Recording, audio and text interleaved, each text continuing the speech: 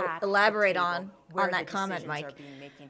And There's an we argument to be also made need that to if you make think sure about, that if we you're keep our talking about a promises. European We model have of been healthcare, it's something like the promising year after NHS, where year it's clean water on very reserve, much and kind we of cannot- socialized. We have not delivered. If we There's cannot also the deliver take on that political promises, going more in that direction will have not to fix the be problem, honest and and learn our that going history towards so we don't repeat it. privatization is the But better dividing option. Canadians In which is case, actually hurting that probably might not reconciliation. satisfy The you, best Mike, thing if we you're can not do interested in for privatization. reconciliation is to improve But the lives sometimes of Indigenous peoples.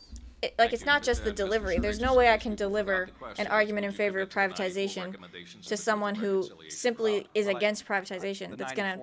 I mean, maybe I can be an expert debater and kind of convince them to my point. But if they're never going to be convinced towards privatization, then I don't know how I could wrap up that idea without obscuring what I'm actually talking about. They should about. own equity. And I would put together a crown corporation that would allow them to own equity.